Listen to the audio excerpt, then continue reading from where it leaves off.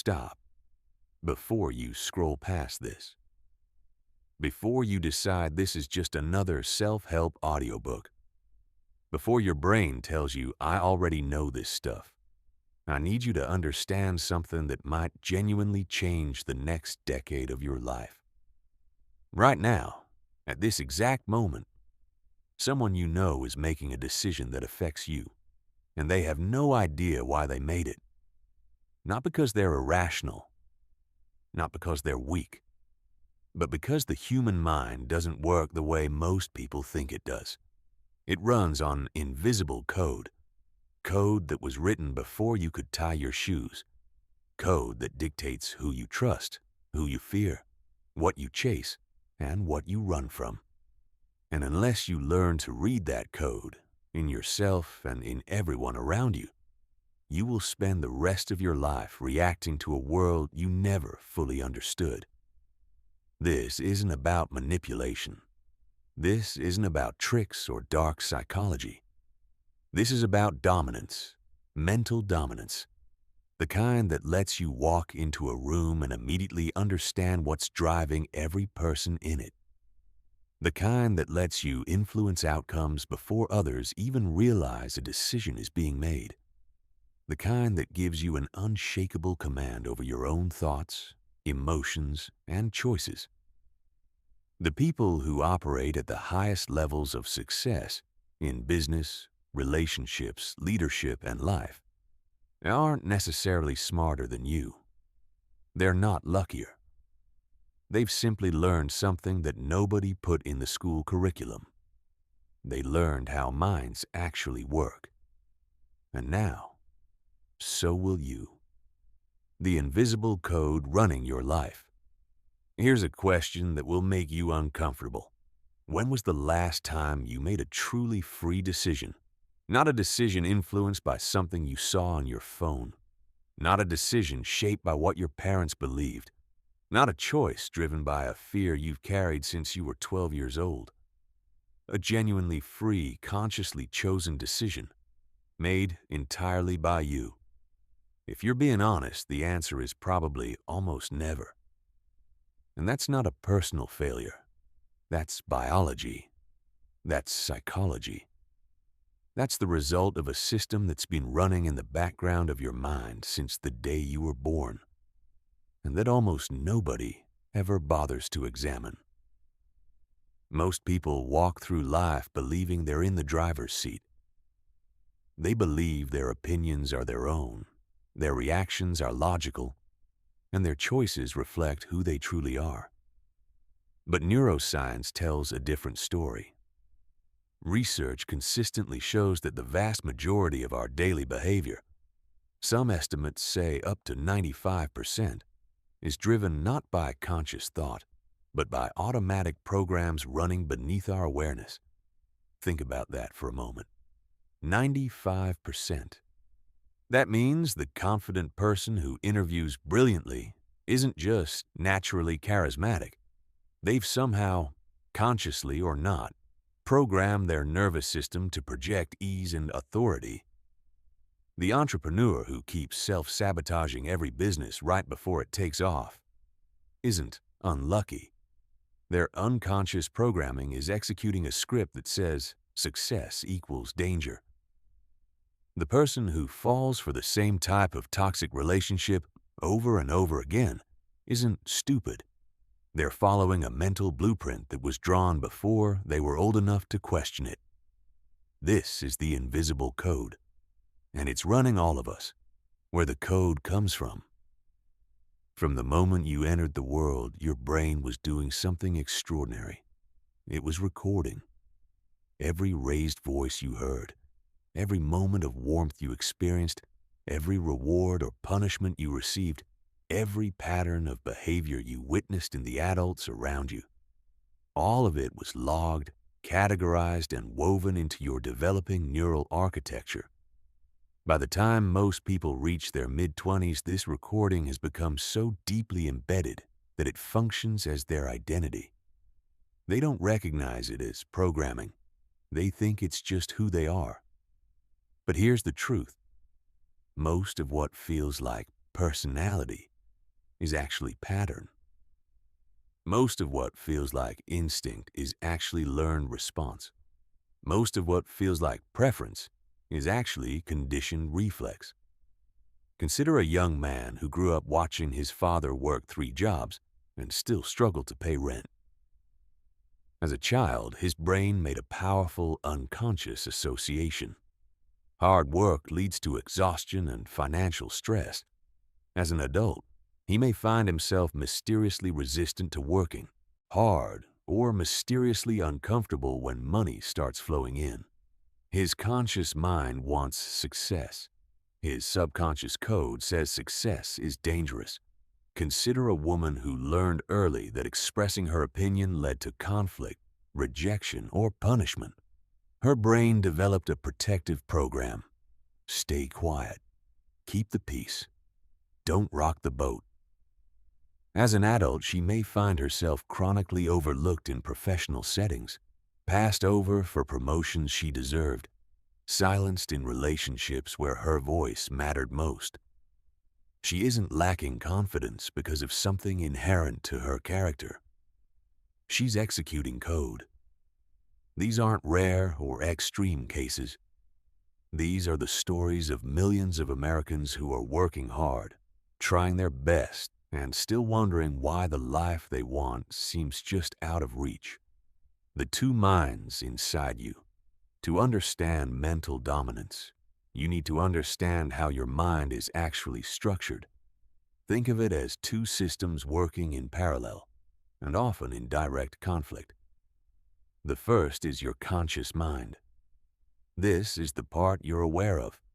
It's the voice in your head reading these words right now. It sets goals, makes plans, reasons through problems, and tells you what you want to do. It's rational, logical, and forward-thinking. But it's also slow, energy-intensive, and surprisingly limited in its actual influence over your behavior. The second is your unconscious mind. This is the operating system running underneath everything. It controls your heartbeat, your breathing, your reflexes, and, critically, your automatic emotional responses, your deeply held beliefs, and your habitual patterns of thought and behavior. It operates at lightning speed, processing millions of bits of sensory information per second. And it has been shaped by every single experience you've ever had. The conflict arises because these 2 systems don't always want the same things. Your conscious mind says, I want to be fit, financially free, and in a loving relationship. Your unconscious mind says, last time we tried that, we got hurt. Stay here, stay safe, stay small. And in a direct confrontation between the 2, the unconscious wins. Every single time. Not because you're weak, because that's how the architecture works. The only way to change the outcome is to stop fighting the system and start reprogramming it.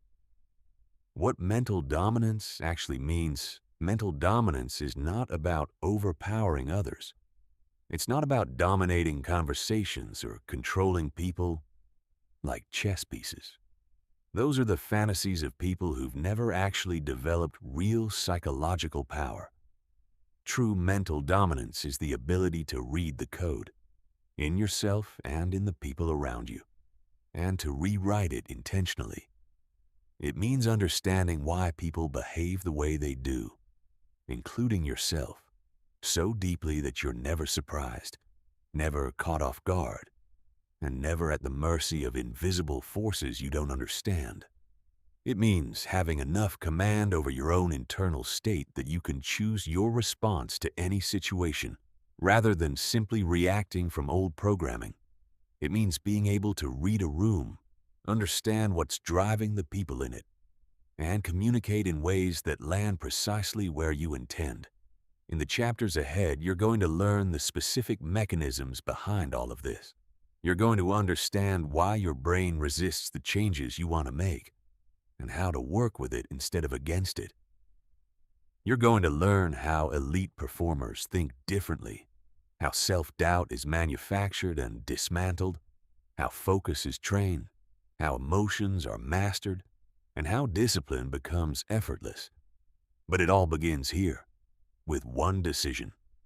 The decision to stop being unconsciously governed by code you never chose, and to start writing your own.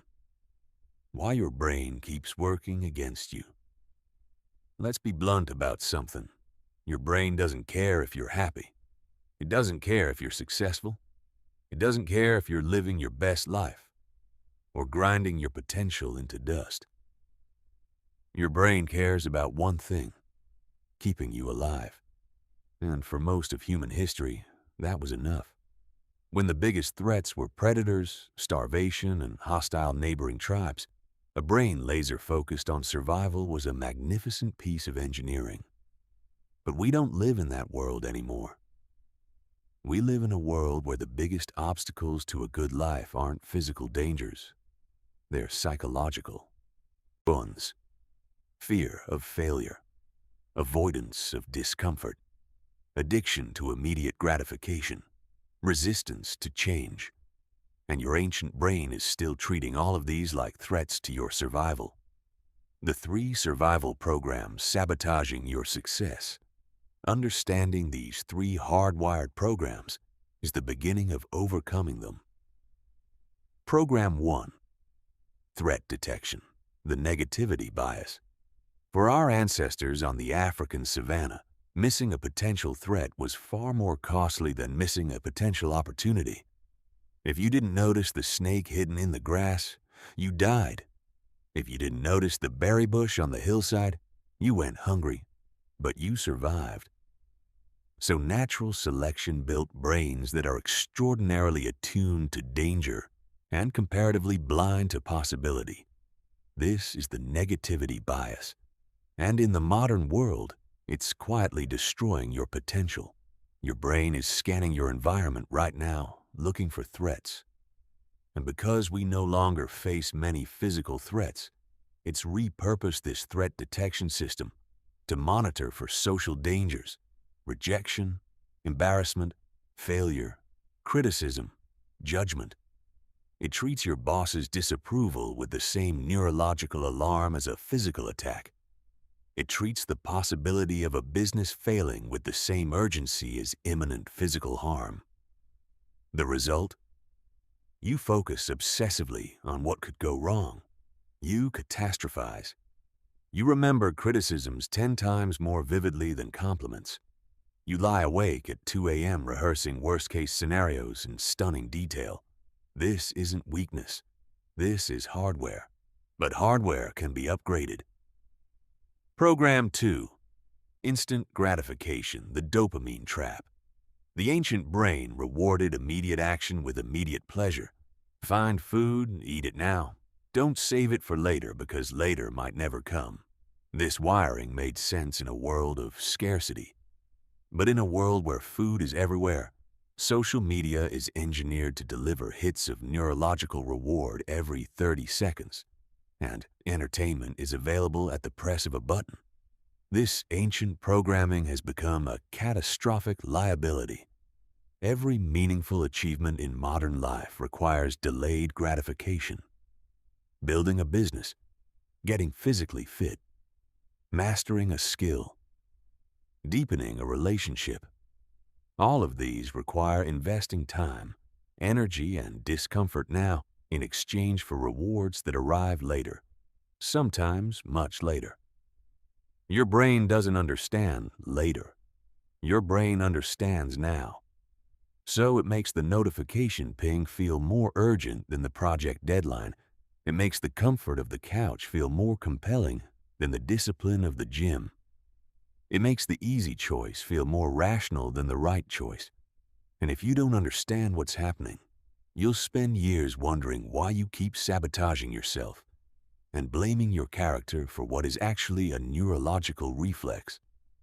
Program 3. Energy conservation, the path of least resistance. Your brain consumes roughly 20% of your body's total energy, despite being only 2% of your body weight. That's an enormous metabolic expense. So your brain is constantly looking for ways to reduce energy expenditure, and its primary strategy is habit. When you do something for the first time, your brain burns significant energy figuring out how to do it. But when you repeat the same behavior consistently, your brain builds a neural shortcut, a habit, that allows you to execute that behavior automatically with minimal conscious effort. This is brilliant engineering for routine tasks, but it becomes a trap when your automatic habits no longer serve your goals. The person who automatically reaches for their phone the moment they feel bored isn't making a conscious choice. They're executing an automated energy-saving program. The person who defaults to negative thinking when they face a challenge isn't choosing pessimism. They're running a neural shortcut that was built years ago and has never been updated. Understanding this changes everything. You stop blaming yourself for your patterns. You stop wondering why you lack willpower, and you start asking the right question. How do I work with my brain's architecture to build better automatic programs? Rewiring the ancient machine. Here's where the story shifts from problem to solution. Every one of these survival programs can be redirected, not suppressed, not defeated, redirected. Because the same mechanisms that keep you stuck are the mechanisms that can set you free once you understand how to use them. You can train your brain to associate the discomfort of staying stuck with danger and the action of moving forward with safety and reward. You can restructure your environment so that the path of least resistance leads toward your goals rather than away from them. You can use the brain's hunger for immediate reward to fuel consistent, disciplined behavior. This is not theory. This is neuroscience applied to real life. And in the chapters ahead, you'll learn exactly how to do it. But first, you need to understand something that changes the entire game. Your brain isn't just programmable. It's physically changeable. And that discovery is the most important thing to happen in neuroscience in the last 50 years. The neuroplasticity revolution, rewriting your brain. For most of the 20th century, scientists believed that the adult human brain was essentially fixed. You got the brain you got. The wiring you developed in childhood was your wiring for life. If you grew up anxious, you'd probably be anxious forever. If you developed patterns of self-sabotage early on, you were largely stuck with them. If your formative experiences left you with limiting beliefs about your own potential, well, that was just your baseline. This belief was wrong, not slightly wrong, not off by a few percentage points wrong. Fundamentally, categorically, completely wrong. In the 1990s and 2000s, as advanced brain imaging technology became available, neuroscientists began observing something that turned the old model upside down. The adult brain is constantly changing, not just in response to injury or extreme circumstances, constantly, every single day, in response to every thought you think, every habit you practice, every new skill you attempt to learn.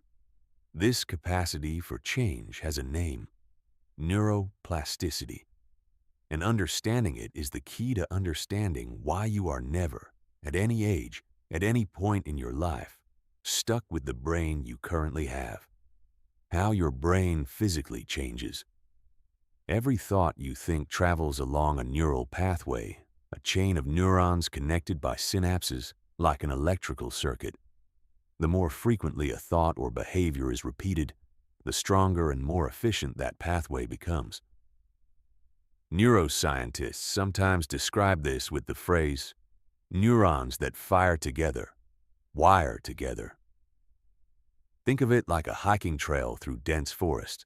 The first time someone walks through, they're pushing through thick undergrowth, stepping over roots, working hard to make any progress at all. But if that same path is walked every day for a month, it becomes a clear, well-worn trail. Walk it for a year and it's practically a highway through the woods. This is exactly how your thought patterns, emotional responses, and behavioral habits are built. When you repeatedly think, I'm not smart enough, you're deepening a neural highway of self-doubt.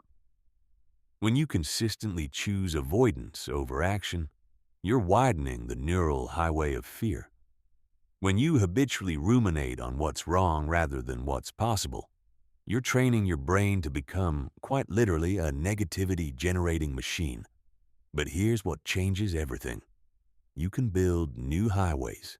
At any age, every time you consciously choose a different thought, one that's more empowering, more accurate, more aligned with who you want to become, you're laying the foundation for a new neural pathway. Every time you act in spite of fear rather than surrendering to it, you weaken the pathway that generates avoidance behavior and strengthen the one that generates courage. Every time you catch yourself catastrophizing and deliberately redirect your attention toward what's possible, you're physically restructuring your brain. This isn't metaphor. This is measurable biology. 3 mechanisms of neural change.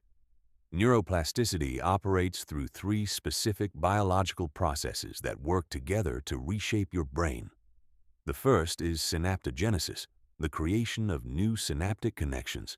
When you learn something genuinely new, think a thought you've never thought before, or engage with an idea from a completely unfamiliar angle, your brain literally builds new connections between neurons. This is what learning looks like at the cellular level. The second is myelination.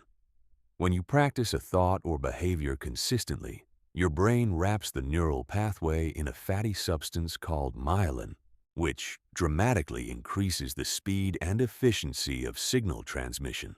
Highly myelinated pathways become almost automatic, requiring minimal conscious effort to activate. This is how experts make complex skills look effortless. Their neural pathways are so heavily myelinated that what looks like talent is actually deeply encoded practice. The third is synaptic pruning. When neural pathways go unused for extended periods, the brain gradually dismantles the connections. This is actually efficient design. Your brain is clearing out the circuitry it doesn't need to make room for what it does use, which means that old limiting patterns can actually fade when you stop feeding them. The timeline of change. One of the most common mistakes people make when trying to rewire their minds is expecting immediate results.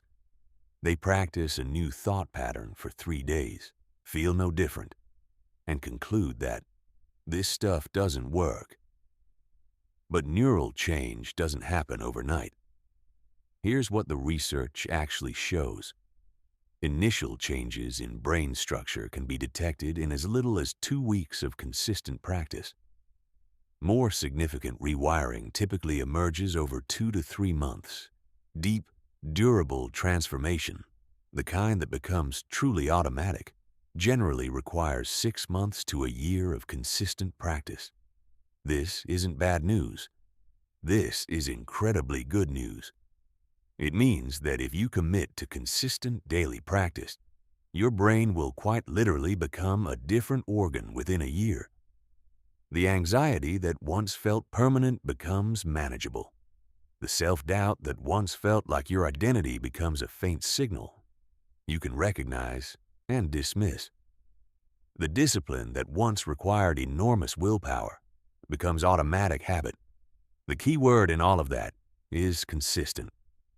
Not intense, not perfect, consistent. A person who practices new mental patterns for 20 minutes every single day will rewire their brain far more effectively than someone who does it for 3 hours on a Saturday and then forgets about it for 2 weeks. Your brain responds to frequency, not just volume. Environment as neural sculptor. There's one more crucial dimension of neuroplasticity that most people miss. Your environment shapes your brain just as much as your deliberate practice does.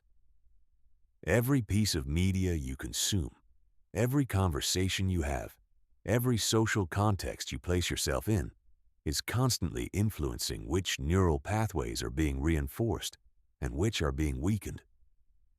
If you spend hours every day consuming content that generates anxiety, outrage, or comparison, you are training your brain toward those emotional states, whether you intend to or not. This is why mental dominance requires environmental design. You cannot build an abundance mindset while surrounding yourself with people who operate from scarcity.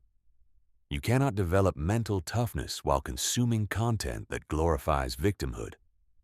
You cannot build deep focus while allowing your attention to be fragmented by dozens of competing demands every hour.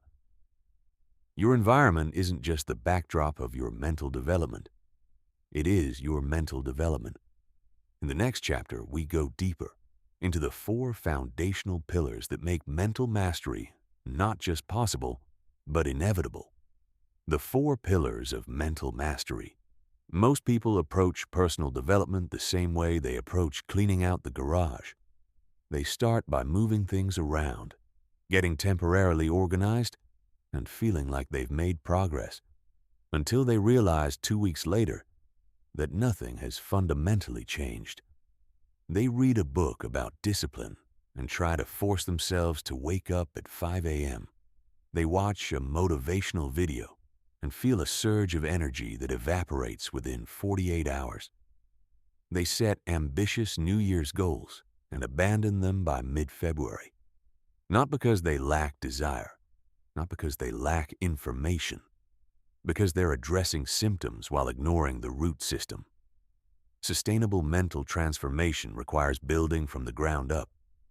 It requires 4 foundational pillars that support everything else. And if any one of them is absent, the whole structure will eventually collapse under pressure. Pillar 1. Awareness. You cannot change what you cannot see. This sounds obvious.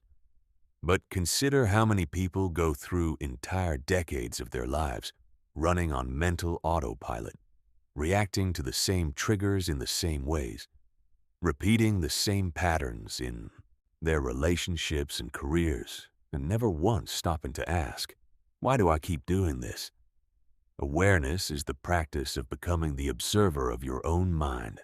It is the shift from being inside your thoughts and emotions to watching them, with curiosity rather than judgment, with interest rather than fear.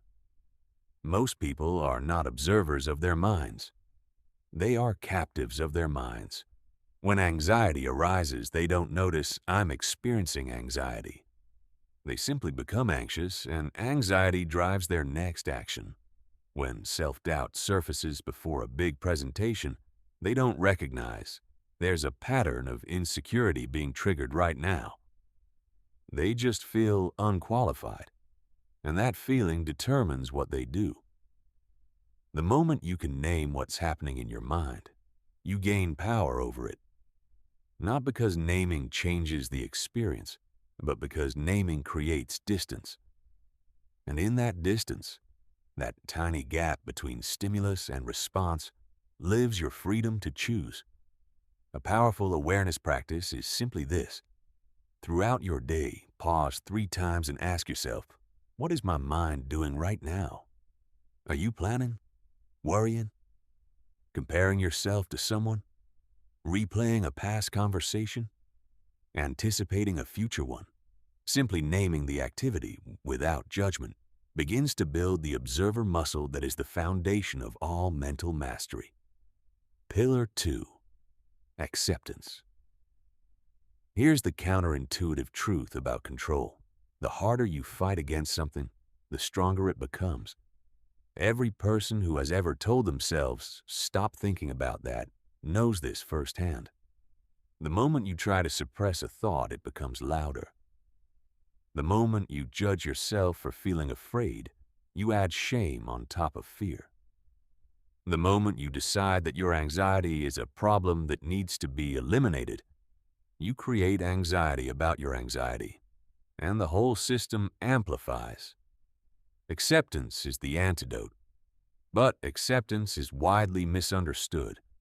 Acceptance does not mean surrender. It does not mean you're okay with your current situation or that you don't want things to be different. Acceptance means acknowledging what is true right now without adding unnecessary resistance to it. A Navy SEAL candidate going through Hell Week is cold, exhausted, in pain, and terrified. The ones who make it through aren't the ones who somehow stop feeling those things. They're the ones who can acknowledge, yes, I am cold. Yes, I am in pain. Yes, this is terrible. And then keep moving anyway. They're not fighting the reality of the discomfort. They're accepting it as part of the terrain they've chosen to cross.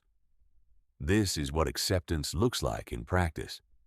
When fear arises before a difficult conversation, you don't fight the fear or pretend it isn't there. You acknowledge it. Yes, fear is present, and I'm choosing to have this conversation anyway. When you feel unmotivated on a morning when your alarm goes off, you don't demand that the feeling disappear before you act.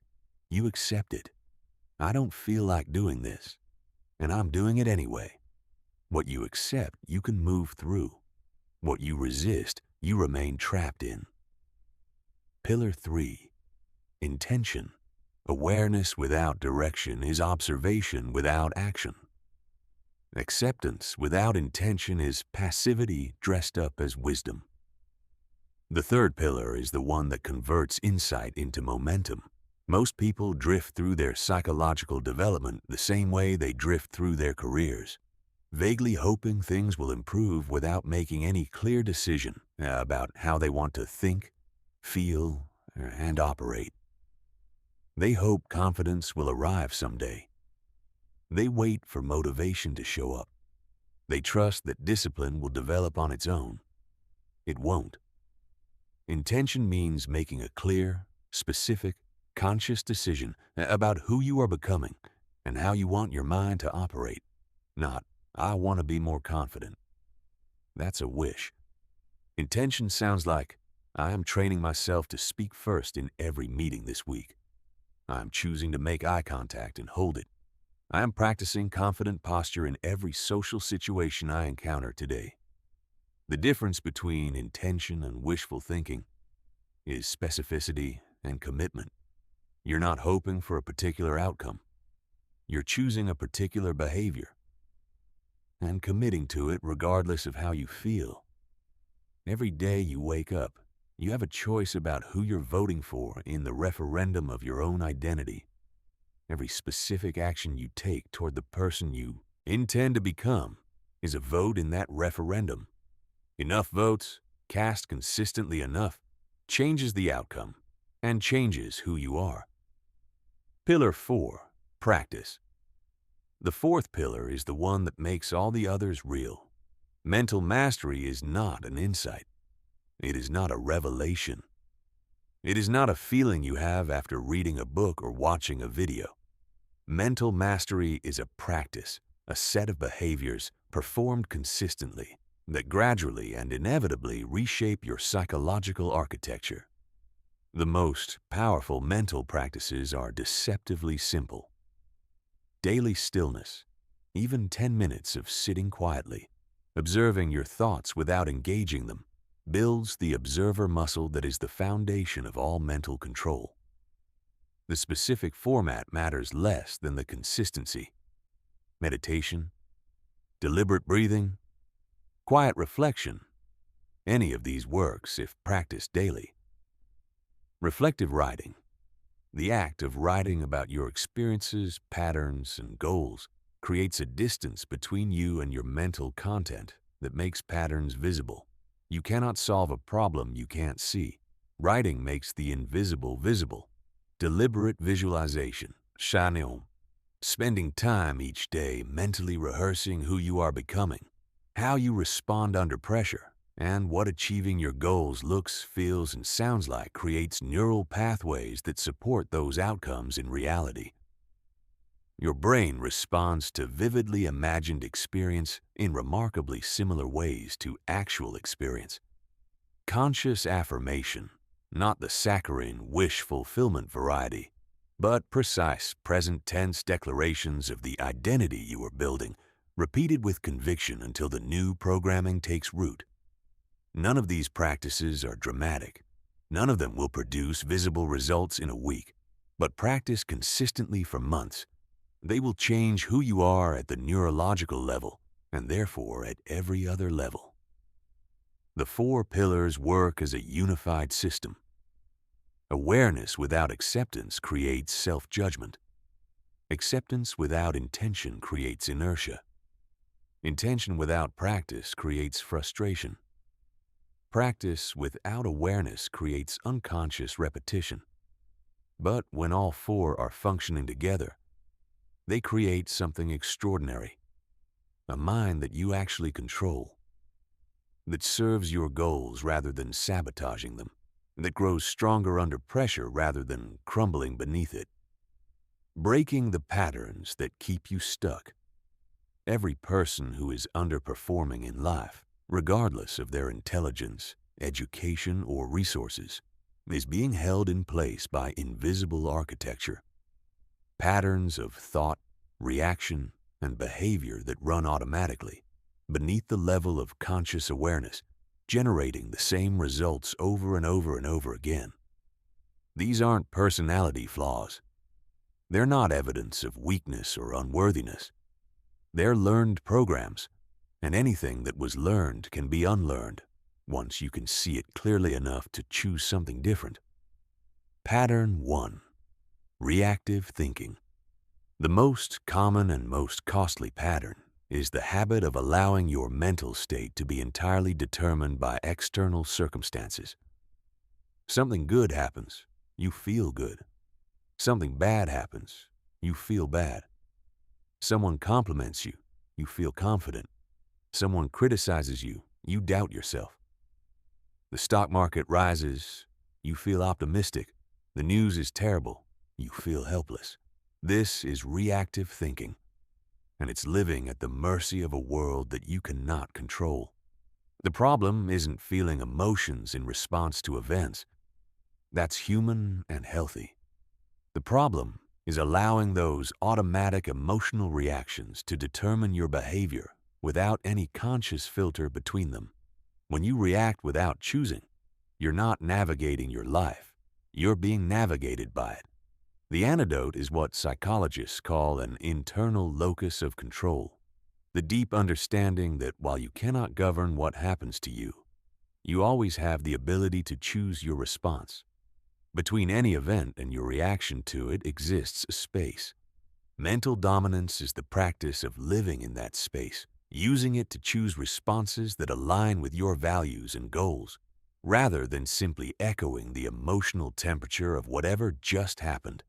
Start small. The next time something goes wrong, a project falls through, a conversation goes sideways, plans change unexpectedly, pause for 3 breaths before you respond. In those 3 breaths, ask, what would the best version of me do here?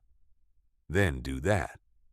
Not because it comes naturally, because you're building the neural architecture of someone who responds rather than reacts. Pattern 2. Perfectionist paralysis. Perfectionism presents itself as a high standard. In reality, it's a highly sophisticated avoidance strategy. The perfectionist who won't launch their business until the plan is airtight isn't pursuing excellence. They're manufacturing an eternal permission slip to stay safe. The creator who won't share their work until it's flawless isn't respecting their audience. They're protecting their ego from the possibility of rejection. The person who won't pursue a relationship until they've fully healed isn't prioritizing readiness. They're using a reasonable-sounding story to avoid the vulnerability of genuine connection. Perfectionism is fear wearing a tuxedo. It looks sophisticated from a distance, but up close it's just the same old terror of being seen and found wanting. The shift that breaks perfectionist paralysis is deceptively simple. Replace the standard of perfection with the standard of progress. Stop asking, is this good enough? And start asking, is this better than it was yesterday? Stop waiting for the perfect conditions and start asking, what can I do right now with what I have in the time available? Action Even imperfect action generates information. Information enables adjustment. Adjustment creates improvement. Waiting generates nothing except increasingly elaborate justifications for continued waiting. Pattern 3.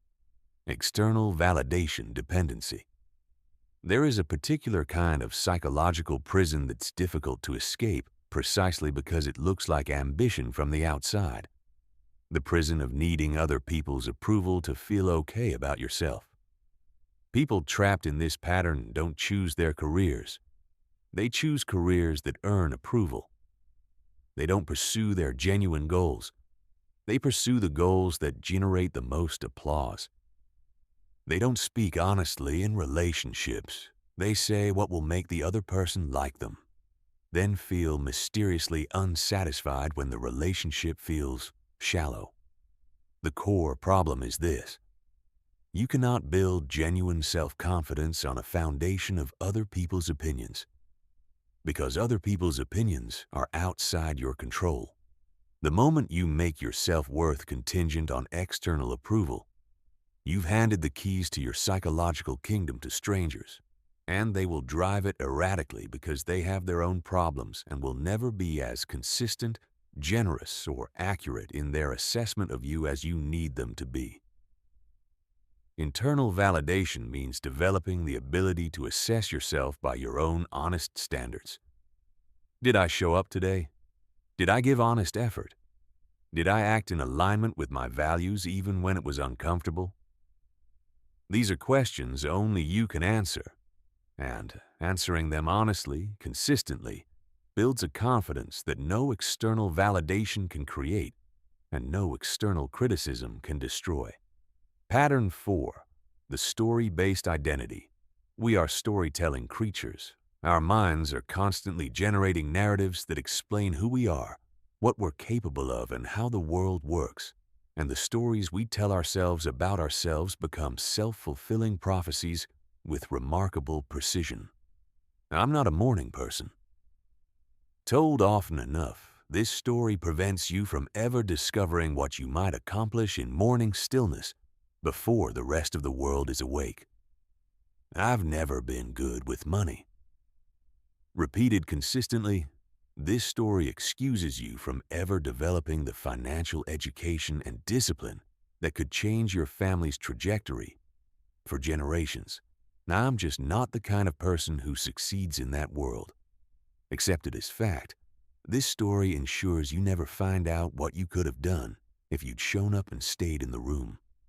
Every story you tell about your limitations is a neural pathway you're deepening every time you tell it.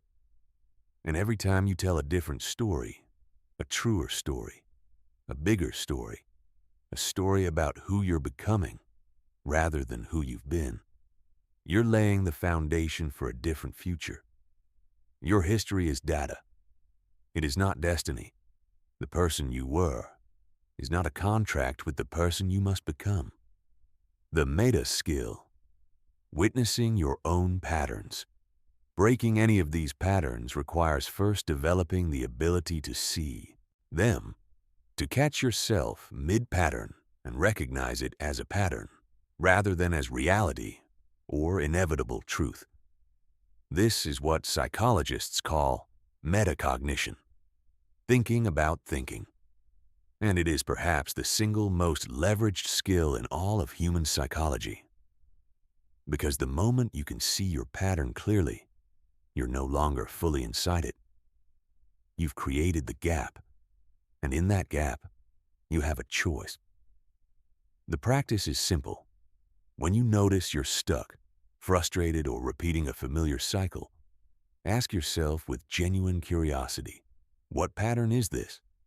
Name it. Don't judge it. Just name it. Reactive thinking, perfectionist paralysis, external validation seeking, story-based limitation. Naming the pattern doesn't instantly dissolve it, but it begins the process of weakening it, because patterns lose power when they're exposed to conscious awareness. They thrive in the dark. In the light, they begin to fade. The elite mindset. How top performers think differently. The gap between where most people are and where the highest performers operate is not a gap in talent. It's not a gap in resources, connections, or luck, although those things matter at the margins. The gap is cognitive. It's a difference in the fundamental frameworks through which elite performers interpret and respond to their experiences. You could take two people of identical intelligence, give them identical circumstances and identical challenges, and the one with the elite mental framework will consistently outperform, not because they try harder, but because their thinking automatically generates better strategies, more resilient responses, and more productive relationships with failure, risk, and uncertainty. These frameworks aren't innate. They're learned, which means they're available to anyone willing to do the work of acquiring them. Elite framework. 1. Failure as intelligence. Average performers experience failure as a verdict. I failed, therefore I am a failure. I tried and fell short, which proves I don't have what it takes. They take each setback as confirmation of their worst fears about themselves, and they respond accordingly by contracting, playing smaller, and eventually stopping trying altogether. Elite performers experience failure as data, not comfortable data, not welcome data necessarily, but data, information about what doesn't work, delivered through experience in a way that no amount of research or planning can provide. When Elon Musk watched the first 3 SpaceX rockets explode, he didn't experience those failures as evidence that commercial spaceflight was impossible. He experienced them as 3 very expensive experiments that told him exactly what needed to be fixed. When a championship-level athlete loses an important competition, they don't spend days in despair about their inadequacy. They spend those days analyzing what the loss revealed about the gaps in their preparation. The shift from failure as verdict to failure as data is one of the most transformative mindset changes a person can make. It removes the existential weight from every setback. Failure no longer threatens your identity. It informs your next move. Elite framework. 2. Challenges as proving grounds. Most people's relationship with difficulty is essentially, I hope this goes away as soon as possible. Elite performers' relationship with difficulty is essentially, this is exactly where I grow. This isn't bravado. It's a genuine cognitive orientation that develops through repeated experience of discovering that you're more capable than you thought, which only happens when you're tested in ways that reveal the edges of your current capacity. Difficulty is the mechanism by which capabilities are built. You cannot develop resilience without being subjected to pressure. You cannot develop courage without encountering genuine fear. You cannot develop elite-level skill without navigating the steep, uncomfortable learning curve that precedes mastery. People who avoid challenges aren't protecting themselves. They're preventing themselves. Every difficulty you sidestep is a capability you never develop. Every uncomfortable situation you flee is a piece of self-knowledge you never gain. Elite framework. 3. Long game thinking. Perhaps the single most reliable predictor of high performance across virtually every domain is the ability to delay gratification, to make decisions based on their long-term consequences rather than their immediate emotional comfort. Average performers make most of their decisions based on how they feel right now. Elite performers make most of their decisions based on where they want to be years from now. This single cognitive difference compounds into dramatically different lives over time. The person who invests consistently in an index fund for 30 years, while their peers spend freely, will not feel different from those peers on any given Tuesday. But the cumulative effect of that choice, applied consistently, will produce wildly different financial realities in retirement. The athlete who trains seriously for a decade while their peers dabble won't feel notably different from them in any individual week. But the compound effect of 10 years of serious training produces a level of capability that casual effort never approaches. Long game thinking is a skill. It can be practiced by deliberately asking before significant decisions. What does this choice look like in 5 years, in 10? This temporal perspective doesn't make immediate gratification disappear, but it contextualizes it, and often seeing the long-term consequence of the easy choice makes it considerably less appealing. Elite framework. 4. Resourcefulness over resources.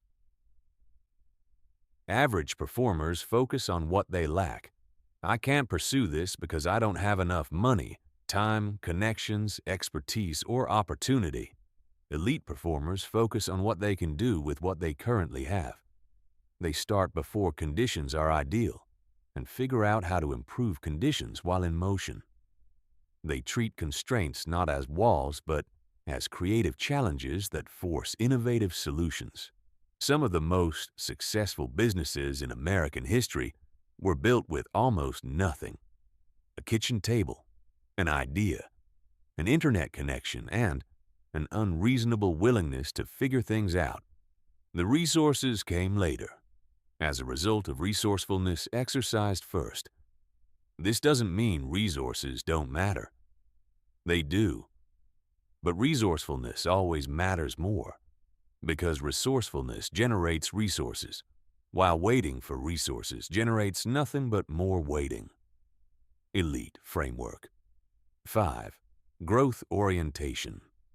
In the 1990s, Stanford psychologist Carol Dweck identified what she called the growth mindset, the belief that abilities and intelligence are not fixed traits, but capacities that can be developed through effort, learning, and persistence.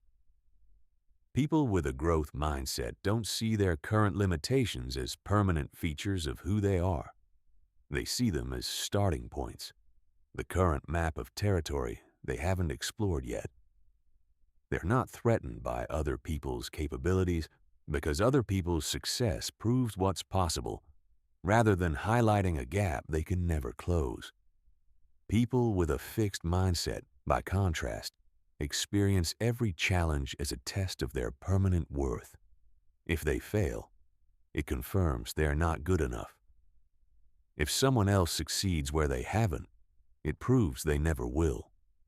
They avoid situations where they might look incompetent, which means they avoid most situations where genuine learning occurs. The growth mindset is not naive optimism. It doesn't claim that effort guarantees any particular outcome. It simply recognizes that the effort itself is what creates capability, and that today's limitation, approached with persistent, intelligent effort, becomes tomorrow's baseline competence. This is the mental operating system that elite performers run, and it's available through practice and commitment to absolutely anyone willing to adopt it. Dismantling self-doubt, the confidence architecture. Let's talk about the voice. You know the one. The voice that shows up at the worst possible moment, right before you're about to speak up in an important meeting, right as you're preparing to hit send on something that matters, right when you're on the verge of taking a risk that could genuinely change your life. Who do you think you are? You're not ready. You don't have what it takes. What if you fail? What will they think? Almost everyone has this voice, and almost everyone has made the same mistake in dealing with it. They've tried to silence it, to argue with it, to feel confident first and then act. But confidence doesn't work that way. Waiting to feel confident before taking action is like waiting to be fit before going to the gym. The feeling follows the action, not the other way around. Understanding this completely reframes the project of building confidence from something you achieve once and possess forever to something you perform daily in specific ways that gradually become your natural operating mode. The manufacturing process of self-doubt. Self-doubt isn't random. It's manufactured by three specific cognitive processes that most people engage in without realizing it. The first is asymmetric comparison. When you compare yourself to someone who is ahead of you in a particular domain, you're almost always comparing your inside story to their outside performance. You see their polished results, their highlight reel, their visible success. You compare it to your behind-the-scenes reality, your doubts, your failed attempts, your rough drafts. This is like watching an Olympic gymnast perform their routine and concluding that you'll never be athletic, while forgetting that you're seeing the product of 15 years of practice, 10,000 hours of training, and dozens of devastating injuries that the audience never witnessed. The gap you're observing isn't evidence of your inadequacy. It's evidence that they started before you. The second process is retrospective identity formation, using past failures as evidence of permanent limitation. I tried to start a business once and it didn't work. Therefore, I'm not the kind of person who can build a business. This logic is the equivalent of a child concluding, after falling the first 50 times they try to walk, that they're simply not a walking person. Every failure you've had happened with the knowledge and skill set you had at that point in time. You have more knowledge and skill now, and you'll have even more tomorrow. Past performance in unfamiliar situations with insufficient preparation tells you nothing reliable about future performance in better conditions with greater capability. The third process is catastrophic future projection, spending mental energy creating detailed, vivid, emotionally compelling movies of failure. You don't just imagine the pitch going badly. You imagine the specific facial expressions of the people in the room. You hear the awkward silence. You feel the heat of embarrassment. You replay it on a loop. This mental rehearsal of failure is programming. Your nervous system can't distinguish between a vividly imagined experience and an actual one. When you spend time in detailed mental rehearsal of failing, you are literally training your nervous system to create failure. Building the confidence architecture. True confidence isn't the absence of doubt.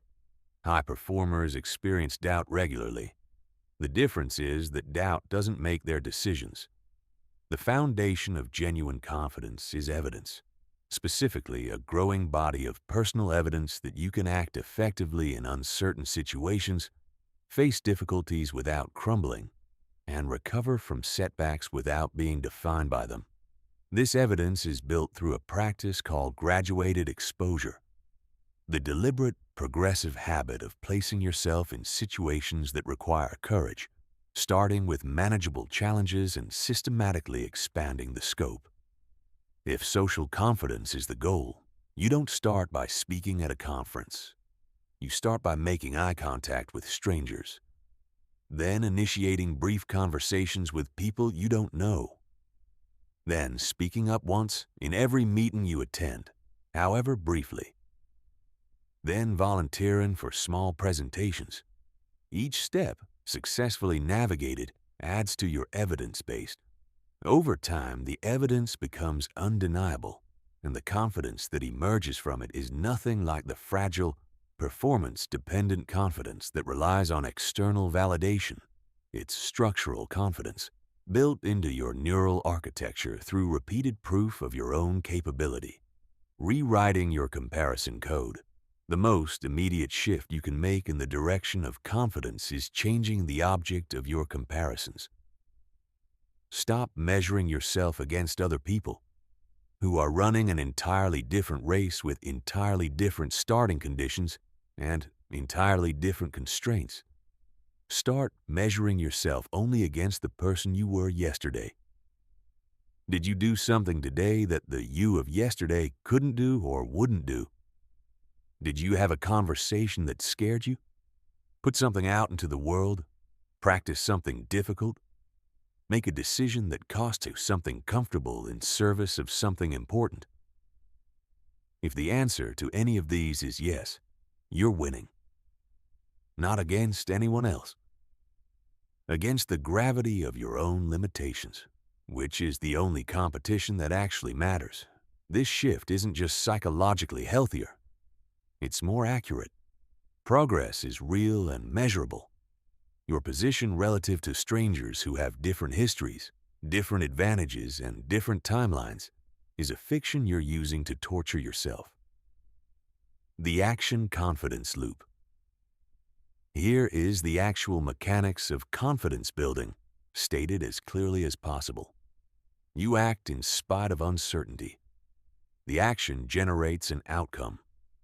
You survive the outcome, even if it wasn't the outcome you hoped for. You discover that you can handle it. This discovery adds to your evidence base. Your evidence base reduces the power of doubt. Reduced doubt makes the next action slightly easier. Repeat this cycle enough times and something extraordinary happens. Taking action stops feeling like an act of courage and starts feeling like just what you do. Confidence stops being a feeling you have to generate and becomes simply a feature of how you operate. This is what people are actually observing when they describe someone as naturally confident. They're not seeing natural. They're seeing deeply practiced. They're seeing someone who has run the action confidence loop so many times that the circuit is now operating below conscious awareness. You can build the same circuit, not by thinking more confidently, by acting more consistently in the presence of doubt and accumulating the evidence that you can. The focus revolution. Reclaiming your most valuable resource. In 2019, a leaked internal memo from a major social media company included a phrase that should have been front-page news. We are in competition for every minute of your waking day. Not your money, not your clicks, your minutes, your attention, the actual irreplaceable hours of your one life. This is the environment in which you are trying to build something meaningful. The apps on your phone, the platforms you scroll, the content that populates your feeds, none of it was designed to make you happier, more productive, or more fulfilled. It was designed by teams of neuroscientists and behavioral psychologists to capture your attention and hold it for as long as possible, because your attention is the product being sold. And the data suggests they're winning. Average screen time for American adults has climbed past 7 hours per day. The average attention span for digital tasks has dropped to well under a minute before the pull toward distraction becomes overwhelming. The ability to engage in deep, sustained, uninterrupted work, the kind that produces genuine value, genuine expertise, and genuine progress, has become rare enough to constitute a genuine competitive advantage. While everyone around you is becoming more distracted, anyone who develops the ability to focus deeply is quietly accumulating an edge that compounds with every passing year. The attention economy and what it's costing you. Understanding what's happening to your focus requires understanding one neurological fact. Your attention is not infinite. Every time you shift your focus from one thing to another, it costs you something. Neuroscientists call it attention residue, the phenomenon where part of your cognitive processing remains engaged with the previous task, even after you've physically moved on to the next one. Your body is at the new task. Part of your mind is still at the old one. In an environment of constant context switching, email, Slack, social media, texts, notifications, open plan offices, multitasking, people aren't just managing distraction. They're operating with chronically fragmented attention that makes deep work neurologically impossible. They can produce effort in volume, but they cannot produce the depth of focus that elite work requires. This is why some people seem to accomplish in 3 hours what others couldn't do in 3 days. It's not that they work faster. It's that they work deeper. When your full cognitive capacity is directed at a single problem, the quality and sophistication of your thinking is qualitatively different from what you can produce with fragmented, distracted attention. Building your focus. Architecture. Developing deep focus requires changes at two levels, external and internal. At the external level, you must engineer your environment to make focus possible. This means eliminating notifications during focused work periods, not reducing them, eliminating them. Every notification your phone generates is a small piece of cognitive architecture being demolished and rebuilt. Multiply that across dozens of notifications per hour, and you understand why deep work is impossible in a notification-rich environment. Creating a physical space designated for focused work. Your brain learns associations quickly. If you do focused work in the same place consistently, your brain begins to transition into focus mode when you enter that space. The same way it transitions into sleep mode when you're in a dark, quiet bedroom. Using time blocking to create protected periods for important work. Not, I'll work on this when I have a chance, but specific, non-negotiable blocks of time where the work happens and nothing else does. At the internal level, you must train the attention muscle through deliberate practice. The mechanics of attention training are simple. Choose a single object of focus. Maintain your attention on it. Notice when it wanders and return it. That's it. The returning is the exercise. Each return is a mental rep that strengthens your capacity for sustained concentration. The traditional vehicle for this training is meditation. Focusing on breath, returning attention when it wanders.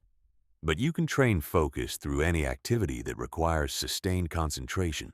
Reading challenging material, working through complex problems without looking anything up, practicing a musical instrument, writing without editing. The key is progressive overload. If your current focus capacity is 5 minutes before your mind begins to wander significantly, start with 5-minute blocks of focus practice. Build toward 10, then 20, then 45. Your attention span is not fixed. Like any capacity, it expands with systematic training and contracts with disuse. Flow states, the summit of focus. At the upper reaches of focused attention lies a state that psychologist Mihaly Csikszentmihalyi spent decades studying, a state he called flow. Flow is the experience of complete absorption in a challenging, meaningful task. Time becomes elastic or disappears. The self-conscious internal narrator goes quiet. Performance rises to its highest levels with what feels like less effort than ordinary work. Athletes describe it as being in the zone. Artists call it inspiration. Musicians experience it as playing through rather than thinking about the music. Flow isn't mystical. It's a neurological state that can be cultivated by meeting 3 conditions. The task must be genuinely challenging, but not overwhelming. It must have clear goals, and external interruptions must be eliminated. When you do focused work consistently in conditions that approach these 3 requirements, you train your brain to access flow states more readily. What begins as occasional transcendent moments of peak performance becomes a more reliable part of your work experience, and eventually, a significant competitive advantage over people who spend their entire professional lives in states of fragmented, distracted, mediocre effort. The meta-attention practice. The ultimate focus skill is developing awareness of your attention itself, the ability to notice where your mind is going and consciously redirect it towards your chosen priorities. Most people have no idea where their attention is actually going during a typical day. They know they were busy, and they know time passed, but they couldn't tell you whether the hours were invested in their most important work or consumed by low-value distractions dressed up as productivity. Tracking your attention, even informally by briefly noting at the end of each hour what you actually focused on, creates the awareness that makes intentional redirection possible. You can't manage what you don't measure. And attention that isn't measured tends to flow like water toward whatever is immediately appealing rather than ultimately important. In a world optimized to scatter your mind, the person who learns to gather and focus their attention will always outperform the person who doesn't, not because they're smarter, because they've learned to use the mind they already have. Emotional mastery, the power behind the power. There's a version of emotional intelligence that gets discussed in corporate training rooms and self-help books that sounds essentially like this. Be nicer. Control your temper. Don't cry at work. That's not emotional mastery. That's emotional suppression with better branding. True emotional mastery is something far more sophisticated and far more valuable. It is the ability to understand your emotional states clearly, use them intentionally, and maintain the kind of internal equilibrium that allows you to make quality decisions regardless of what's happening around you. The people at the top of every field, the leaders who earn genuine loyalty, the performers who deliver under impossible pressure, the builders who persist through devastating setbacks, are almost universally people with high emotional intelligence, not because they don't feel things, because they've learned to work with their emotional states rather than being at the mercy of them. What emotions actually are. Before you can master your emotions, you need to understand what they actually are. And the popular conception of emotions as mysterious forces that happen to you, that arrive unbidden and leave when they choose, is not just imprecise, it's actively disempowering. Emotions are predictable biological responses to your interpretations of events. They are generated by your nervous system in response to the meaning you assign to situations, meaning that is often assigned so rapidly and automatically that it feels like the emotion is the direct result of the event itself. But it's not. Between an event and your emotional response, there is always an interpretation, a usually unconscious assessment of what the event means, whether it's good or bad, threatening or safe, within your control or outside it. Change the interpretation and you automatically change the emotion. A public speaker who interprets the silent audience as, "They're bored, they hate this," will experience anxiety and perform worse. A public speaker who interprets the same silent audience as, "They're listening carefully, they're engaged," will experience confidence and perform better. The audience is identical. The performance differs dramatically based on the interpretation that generates the emotional state. This is not positive thinking. This is a fundamental fact about how emotions are constructed. And understanding it gives you a leverage point for emotional mastery that most people never discover. The 5 practices of emotional mastery wamas. 1.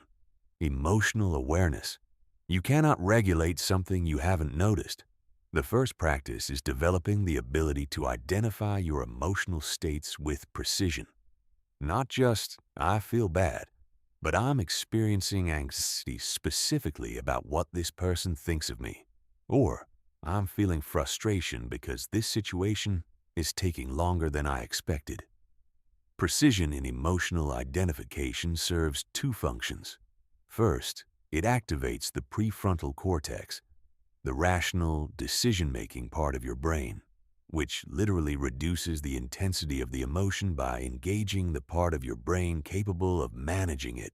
Neuroscientists call this affect labeling, and it has a measurable calming effect on the nervous system. Second, precise emotional identification allows you to understand what the emotion is telling you, what interpretation or belief is generating it, so you can evaluate that interpretation consciously rather than just reacting to the feeling. Practice 2. Acceptance without indulgence. The second practice builds on the pillar of acceptance we explored earlier, but applied specifically to emotional experience. When you feel afraid, resist the impulse to fight the fear or judge yourself for feeling it. Simply acknowledge, fear is here. Okay, and then ask, what does this fear tell me I care about? Emotions, including difficult ones, contain information. Fear tells you something matters to you and feels threatening. Anger tells you something has violated a value you hold. Grief tells you that love was real. Anxiety tells you that something important is uncertain. When you stop fighting your emotions and start listening to them, you discover that most of them are not your enemies. They're signals from a system that's trying to help you navigate the world. The problem is usually not the emotion itself. It's the action the emotion is automatically recommending, which is often a survival programming recommendation that doesn't serve your actual goals. Practice 3. Reframing. This is the most powerful emotional regulation technique because it works at the source, the interpretation that generates the emotion. Reframing means consciously offering yourself a different interpretation of the same event, one that's equally plausible, but generates a more useful emotional response.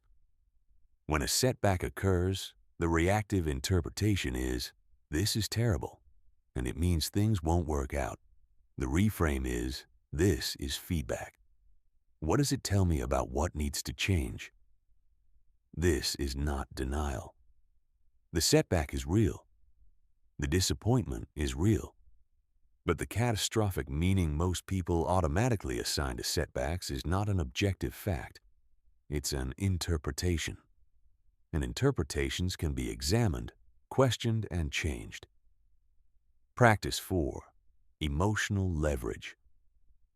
Once you understand that emotions are energy, physiological activation looking for an outlet, you can stop treating difficult emotions as problems to be managed and start treating them as fuel to be directed.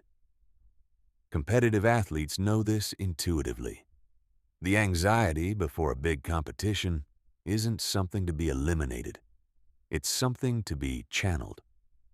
That activation, the racing heart, the heightened alertness, the urgency, is the same physiological state as excitement. The difference is almost entirely in how it's framed. I'm anxious versus I'm activated and ready involves the same neurological substrate with dramatically different performance implications. Anger, channeled constructively, becomes fierce determination. Grief, channeled productively, becomes powerful motivation to build something that honors what was lost. Even fear, properly leveraged, becomes the heightened awareness and urgency that produces some of human history's greatest achievements. Practice 5. Emotional regulation in relationships. How you manage your emotional states when interacting with other people is one of the highest leverage skills in human life. When you can remain calm and clear-headed while the people around you are escalating emotionally, you become the most powerful person in the room, not through dominance, but through groundedness. People are drawn to emotional stability the way cold hands are drawn to warmth.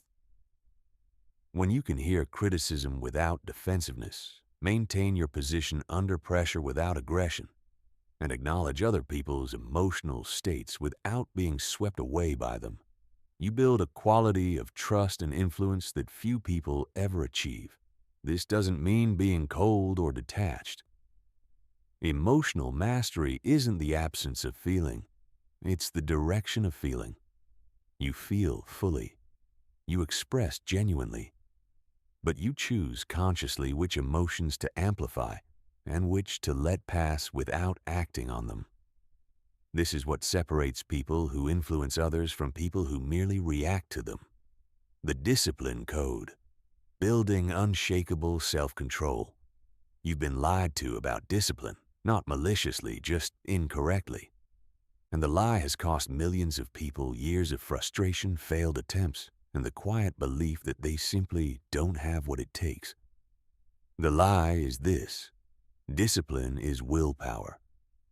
Discipline is white-knuckling your way through resistance. Discipline is what people who are naturally strong-willed do.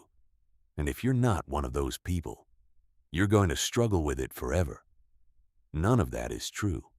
Here's the real definition of discipline, the one backed by behavioral science rather than motivational mythology. Discipline is a system. It is the architecture of habits, environments, and decisions that makes the right actions feel automatic rather than forced. When you understand discipline this way, everything changes. The question is no longer, how do I force myself to do this? The question becomes, how do I design my life so that doing this is the path of least resistance? This shift from willpower to architecture is the difference between someone who struggles with discipline every day for the rest of their life and someone who quietly, consistently, produces extraordinary results without it ever feeling like a battle. Why willpower fails? Every time. Willpower is a finite resource. This is not a motivational opinion. It's an empirically documented neurological fact. Studies on what researchers call ego depletion demonstrate that the capacity for self-control draws on a limited cognitive budget, and every act of self-regulation, every choice, every resistance of temptation, every decision made under conditions of uncertainty draws down that budget. By the end of a long, demanding day, your willpower reserve is significantly lower than it was in the morning. This is why most people's discipline collapses at night. It's not weakness of character. It's depletion of a biological resource. People who appear to have extraordinary discipline are not people with superhuman willpower reserves. They are people who have structured their lives so that their goals don't depend on willpower. They've made the discipline choice automatic. They've removed the decision-making from the equation. They've designed their environment so that doing the right thing requires less energy than doing the wrong thing. When discipline becomes design, it stops being a daily battle. It becomes a system that runs itself. The 6 elements of systematic discipline. Element 1. Implementation intentions. Research by psychologist Peter Galwitzer found that people who plan not just what they will do, but when, where, and how they will do it, are dramatically more likely to follow through than people who simply have good intentions. I'm going to exercise more is an intention. I will run for 30 minutes at the Riverside Park Trail at 6:30 a.m. on Monday, Wednesday, and Friday, starting tomorrow, is an implementation intention. The difference in follow-through rates is not small.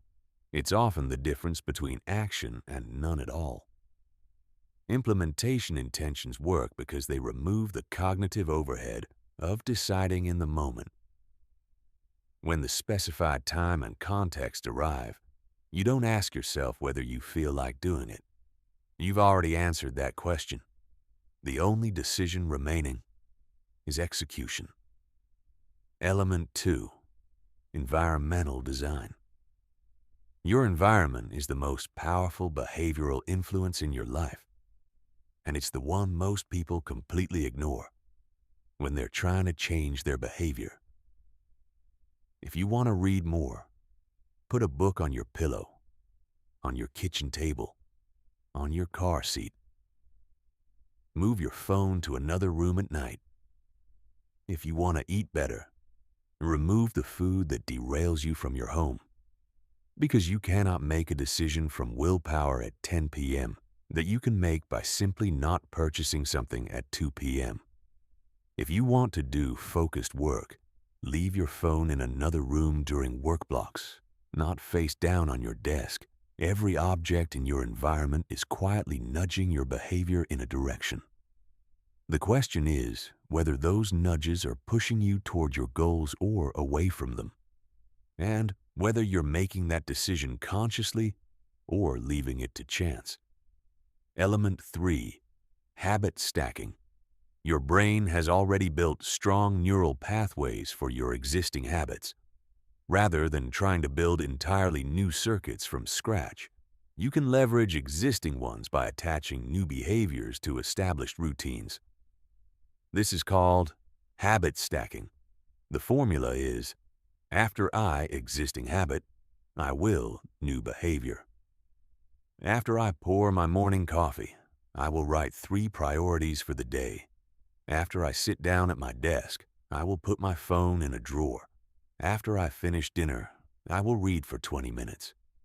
The existing habit triggers the new one, borrowing the neural momentum of something already automatic to carry forward something still being built. Element 4. Progressive overload. The same principle that governs physical training governs mental and behavioral training.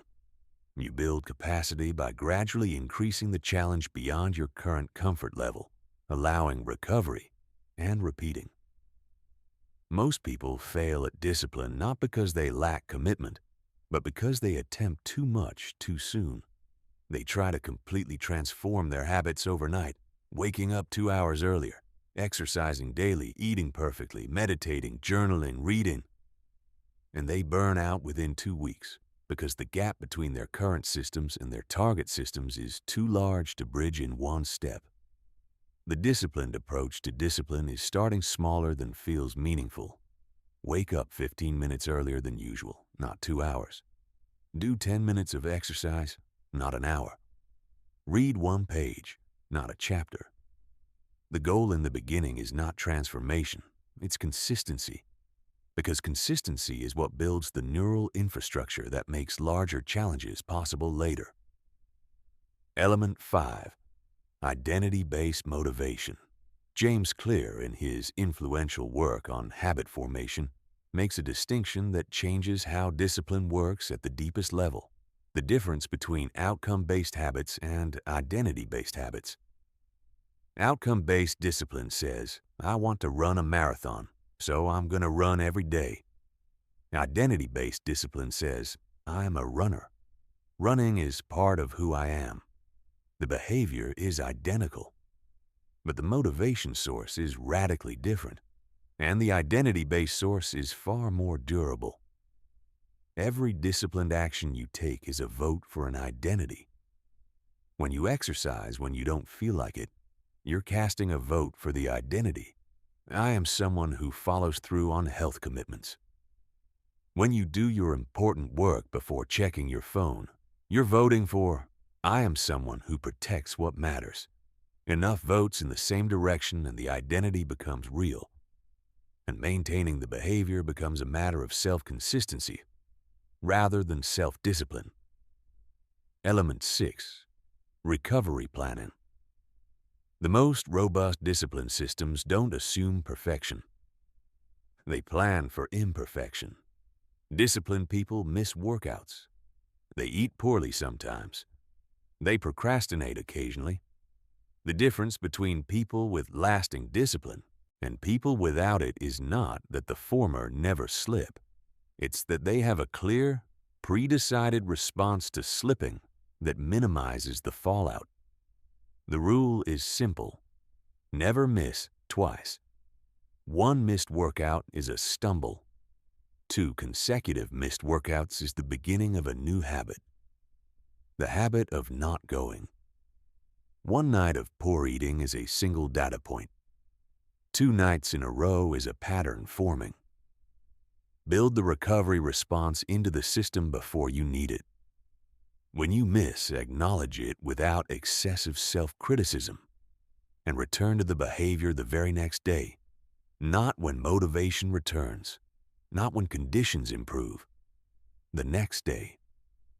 This is the unsexy, unremarkable, completely reliable truth about how extraordinary discipline is built, not through flawless execution, but through faithful recovery. Mental toughness. The architecture of an unbreakable mind. There is a particular conversation that happens in the minds of people on the verge of something important, something that would change their lives. something that requires them to step beyond the comfortable and familiar into territory that feels genuinely uncertain and potentially dangerous. And that conversation, more often than not, ends with them deciding to wait, to be more prepared, to do it later, when the time is right. The time is never right. Not automatically, not through waiting. And the people who understand this are the ones who build the kind of mental architecture that other people look at from the outside and call toughness, grit, resilience, as if these were things you either have or don't, rather than things you build through specific practices performed consistently. Mental toughness is not a personality type, it's a training outcome. What toughness actually requires. The first thing to understand about mental toughness is what it is not. It is not the absence of fear. It is not the absence of pain, discouragement, doubt, or the desire to quit. If you're waiting to develop mental toughness until you stop feeling those things, you will wait forever. Mental toughness is the capacity to continue effective action in the presence of those things. It is the gap between stimulus and response, that space where you feel the fear, acknowledge it, and choose your behavior independently of it. This capacity is not something you either have or lack. It is something you build through deliberate exposure to difficulty, starting with challenges you can handle and progressively expanding into territory that genuinely tests your limits. Voluntary hardship as training. One of the most powerful practices in building mental toughness is something that sounds almost perverse. Deliberately choosing difficulty when you don't have to.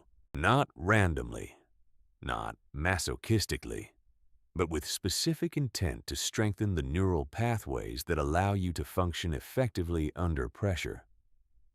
The logic is straightforward. If the only time you experience discomfort is when life forces it upon you, you never develop the reflex of choosing forward motion through discomfort. Every time you avoid a difficult conversation, choose the comfortable option when the challenging one would serve you better, or surrender to the temptation of ease when commitment would produce growth. You're training your nervous system in the direction of fragility. Contrast this with someone who voluntarily takes cold showers every morning. Not because it's pleasant, but because it's a daily practice of overriding the body's insistence on comfort.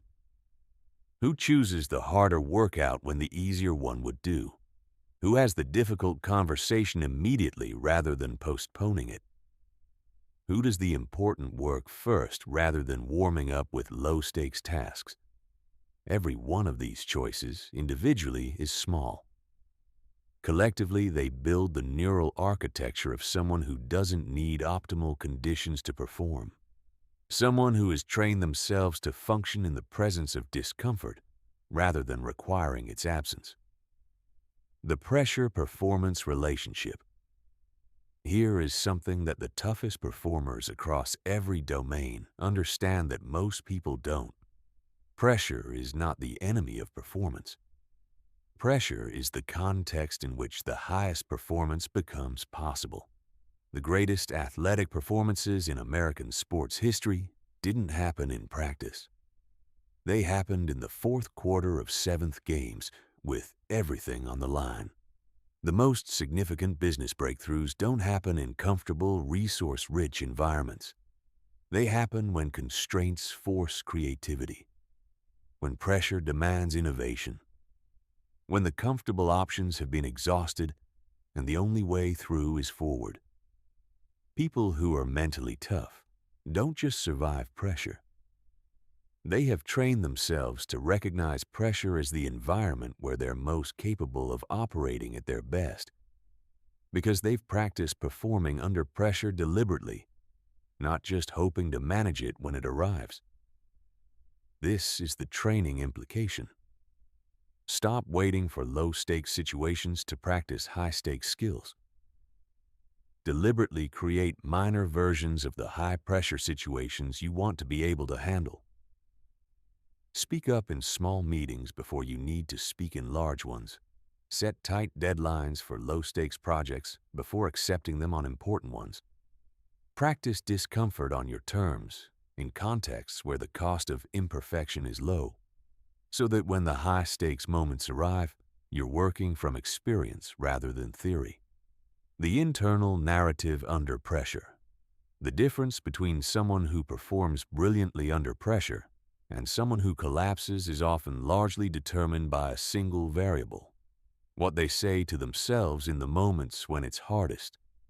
Under stress, the brain's threat detection system amplifies negative signals and produces cognitive narrowing, the tunnel vision effect of extreme stress that makes it difficult to access the creative, strategic parts of the brain. One of the most effective counters to this effect is deliberate, practiced internal language that interrupts the threat escalation cycle. High performers develop this language intentionally, not generic positivity, specific practiced phrases that interrupt catastrophic thinking and redirect attention toward effective action. I've prepared for this. I know what to do. Stay on the process, not the outcome. One step at a time. These phrases aren't magic. They work because they engage the prefrontal cortex, the rational managing part of the brain, at a moment when the more primitive, reactive systems are trying to seize control. They create the cognitive space for good decision-making in moments that would otherwise be governed purely by stress response. Build your own version of these phrases deliberately, in calm moments, so they're available automatically in difficult ones. Practice using them during voluntary challenges.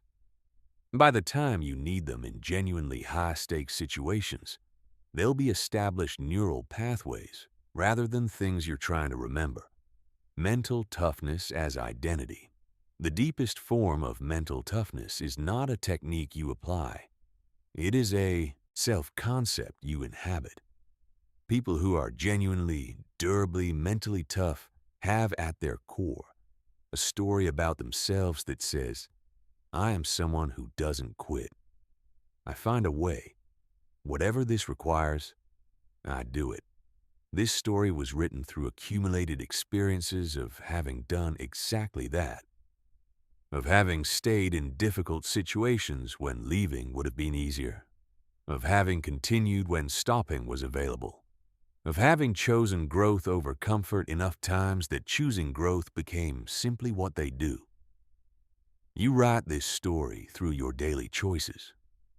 Every difficulty you face and move through rather than around. Every commitment you honor when breaking it would be easier. Every time you ask more of yourself than circumstances require. This is how mental toughness is built. Not through one dramatic moment of heroic perseverance, through thousands of ordinary moments accumulated over time, each one adding a line to the story of who you are. The compound effect. How small daily actions create extraordinary lives. There's a concept in finance that most people understand intellectually, but very few actually feel in their bones: compound interest. The idea that a modest investment growing at a consistent rate over a long period of time eventually generates returns that seem almost impossible, not because anything dramatic happened, but because small, consistent growth stacked on itself long enough. What most people don't realize is that the same mathematics governs human development. The person who spends 30 minutes a day reading in a focused, deliberate way will, over 10 years, have consumed thousands of books worth of knowledge in a domain of their choosing.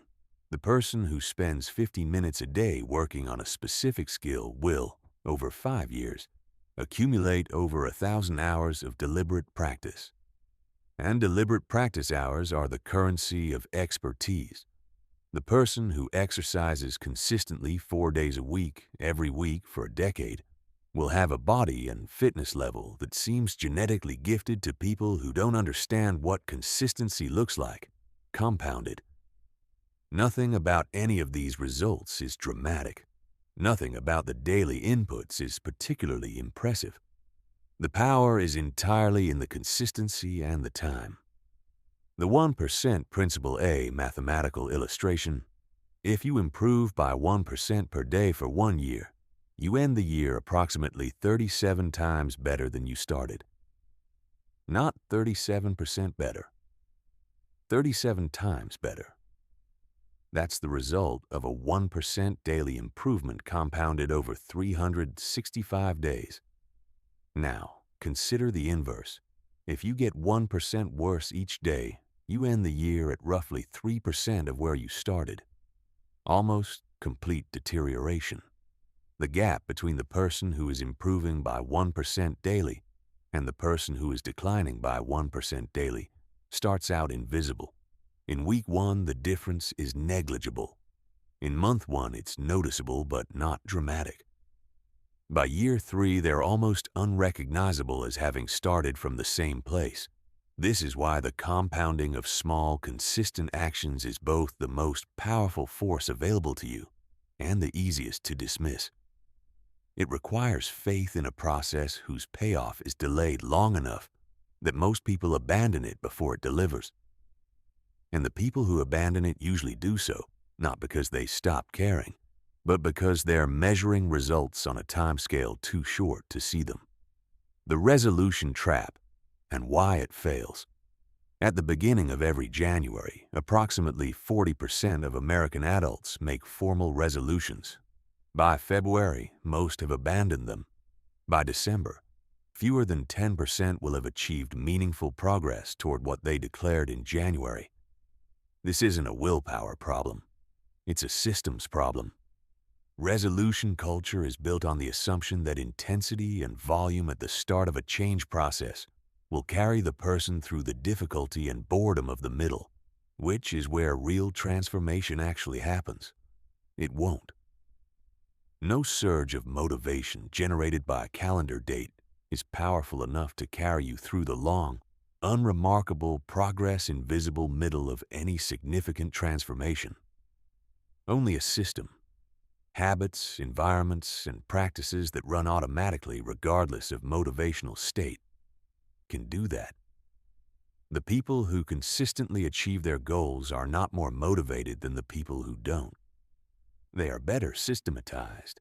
They've built their important behaviors into structures that operate independently of how inspired they feel on any given day. The minimum viable daily action.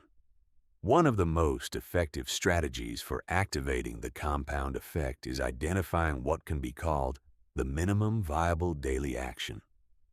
The smallest possible version of the behavior you want to build that still counts. If you want to write a book, the minimum viable daily action might be 1 paragraph. Not 1,000 words, not a chapter. 1 paragraph that didn't exist yesterday. If you want to build a fitness habit, the minimum viable daily action might be 5 minutes of movement. Not an hour-long workout, 5 minutes of something. If you want to become a reader, the minimum viable daily action might be 1 page, not a chapter. 1 page. These numbers sound insultingly small. That's the point. The goal of the minimum viable daily action is not to produce impressive daily output. It is to make showing up non-negotiable, to remove the activation energy barrier that prevents starting, which is almost always the hardest part. What you'll find repeatedly is that once you've started the minimum viable action, you usually continue well beyond it. It's beginning that's difficult, not continuing. The minimum viable action is the trick that gets you past the beginning. But even on the days when you only do the minimum, when you write the 1 paragraph and stop, when you do the 5 minutes and rest, you've done the most important thing. You've maintained the chain of consistency. You've added a day to your streak. You've reinforced the identity of someone who shows up every day, regardless of conditions or motivation. And it's that identity, that pattern of showing up, that the compound effect turns into an extraordinary life, reprogramming the subconscious, the deep rewrite. Here's something that should change the way you think about your own potential forever. The part of your mind that's limiting you right now is not your conscious mind. Your conscious mind wants to succeed, wants to grow, wants to build the life you've been imagining. Your conscious mind is on your side. The limiting is happening deeper, in the operating system that runs beneath conscious awareness, executing programs installed years or decades ago, based on experiences your current self no longer even identifies with. And here's what makes this both challenging and extraordinarily hopeful. You cannot override this programming through conscious effort alone, but you can rewrite it if you understand the language your subconscious actually responds to, the language of the deep mind. Your subconscious mind does not operate on logic. It does not respond to lists of reasons why you should change. It doesn't care that you consciously understand your limiting beliefs are irrational. It was not built for rational persuasion. It was built to learn through repetition, emotion, and vivid experience. This is the reason that knowing something intellectually doesn't change your behavior. You can consciously know that social media is destroying your focus and still spend 4 hours on it before bed. You can rationally understand that the financial risk you're afraid of is actually manageable and still feel a physical sensation of dread when you contemplate taking it. Knowledge at the conscious level and programming at the subconscious level are two entirely different things. And behavior is governed by programming, not knowledge. This is also the reason that most attempts to change, willpower, positive thinking, resolution setting, produce temporary results at best. They're engaging the conscious mind's tools to try to change subconscious programming. That's like trying to update your phone's operating system by tapping on the screen. You're working at the wrong level of the system. To reach the subconscious, you need its language, repetition delivered with emotional intensity and vivid imagery. The 3 pillars of subconscious reprogramming. Pillar 1. Repetition. Your subconscious learns through pattern recognition. It doesn't assign meaning based on a single experience. It builds meaning through repeated exposure to the same signal. This is why a single motivational speech changes almost nothing, while a consistent daily practice of feeding your mind empowering input changes everything. The practical implication is this: whatever new programming you want to install, it must be delivered consistently, not occasionally. Daily affirmations, consistently practiced. Daily visualizations, consistently performed. Daily exposure to evidence that your new self-concept is real and supported, not when you remember, not when you feel like it. Daily. Pillar 2. Emotional intensity. The subconscious stores experiences according to their emotional weight. A mildly pleasant event is remembered as data. A deeply moving, emotionally charged experience is recorded as meaning. The stronger the emotion attached to an input, the more deeply it's embedded in your programming. This is why traumatic experiences from childhood can still govern adult behavior decades later. The emotional intensity of the original experience encoded it at a profound level. And it's why your reprogramming efforts must be delivered with genuine emotional engagement to be effective. When you practice affirmations while feeling nothing, you're generating data. When you practice them in a state of genuine emotional engagement, actually feeling the truth of what you're declaring, not just saying the words, you're generating programming. There is a physiological difference between these two states, and your subconscious responds to the difference. Pillar 3. Vivid imagery. Your brain does not sharply distinguish between a vividly imagined experience and an actual one. When you mentally rehearse a scenario in sufficient sensory detail, seeing it, hearing it, feeling it, inhabiting it from the inside, your nervous system responds to the rehearsal, much as it would respond to the reality. This is the neuroscientific basis for visualization as a performance enhancement tool. Olympic athletes, elite military personnel, and top-performing executives all use deliberate mental rehearsal as a training method, not because it's motivating, but because it literally creates neural pathways that support the performance being rehearsed. The visualization practice that actually works is not passive daydreaming about a positive future. It is active, detailed, first-person mental rehearsal of specific behaviors in specific contexts, done daily, with emotional engagement for extended periods. Future self-visualization, a practice that changes everything.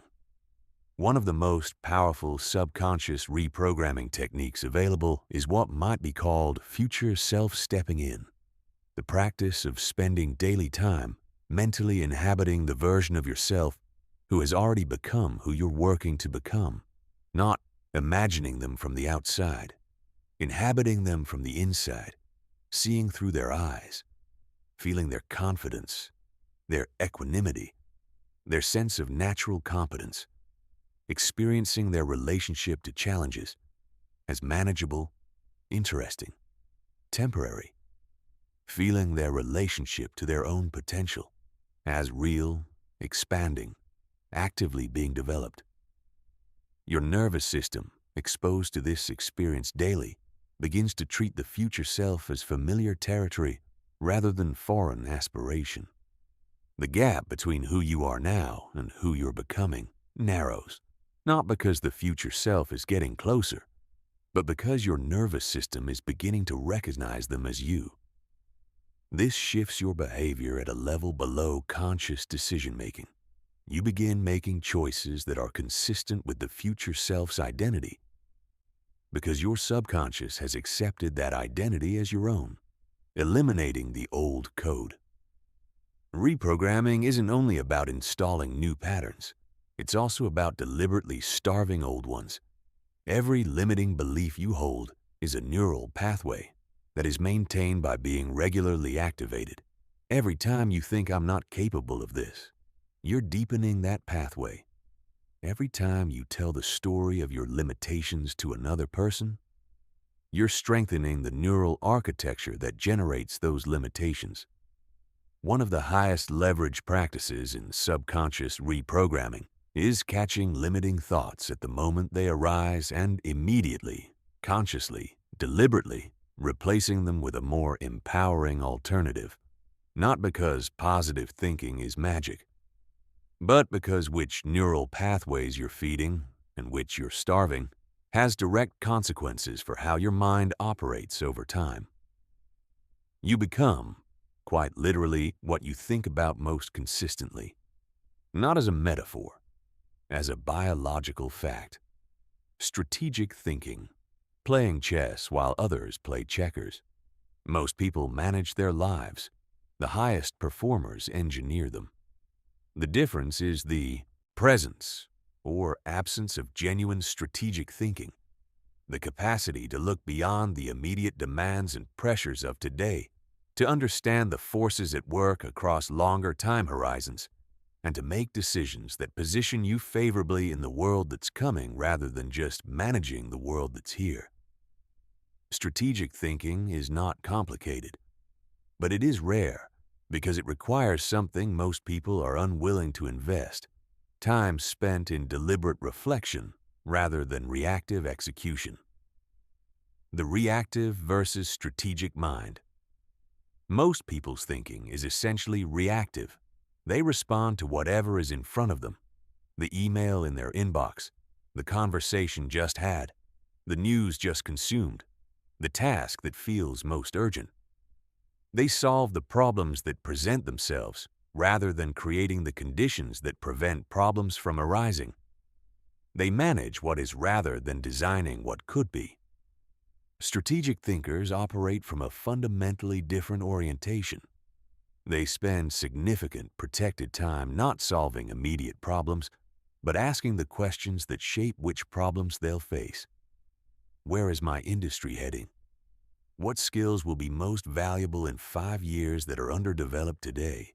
Which relationships, if invested in consistently, would create the most meaningful compound returns over time? What constraints in my current situation, if eliminated, would change everything? These are not questions you can answer while you're in the middle of executing daily tasks. They require a different cognitive mode, reflective, exploratory, unhurried. They require what strategists call getting off the dance floor and up onto the balcony to see the full pattern of what's happening rather than just the part you're in the middle of. Leverage thinking. One of the defining characteristics of strategic thinkers is an orientation toward leverage, the search for inputs that generate disproportionate outputs. Most people think linearly. More effort produces more results. Work harder, accomplish more. Strategists think exponentially. Which efforts produce returns that compound? Which relationships, if developed, create access to entire networks? Which skills, if acquired, multiply the value of everything else you do? Which systems, if built, continue generating results without requiring your constant attention? Leverage exists everywhere once you begin looking for it. The person who builds a genuine expertise in an area that intersects with a growing trend will see their value increase dramatically over the next decade. Not because of anything they did beyond building that expertise and waiting. The person who builds a network of genuinely trusting relationships over time will find that opportunities flow to them faster than they can pursue because the network generates them automatically. The person who creates systems for their most important functions, rather than relying on willpower and memory, will consistently outperform people of comparable talent who haven't made that investment. Strategic thinking means asking, before investing significant time and energy into anything, what is the leverage here? If this works, what becomes possible that wasn't before? Scenario planning, the strategic thinker's superpower. One of the practices that distinguishes strategic thinkers from reactive ones is the habit of regularly considering not just the most likely future, but multiple possible futures, and preparing for more than one of them. Most people have a single plan. This is how things will go. When reality deviates from the plan, as it inevitably does, they experience it as failure, surprise, or disruption. Strategic thinkers have multiple plans.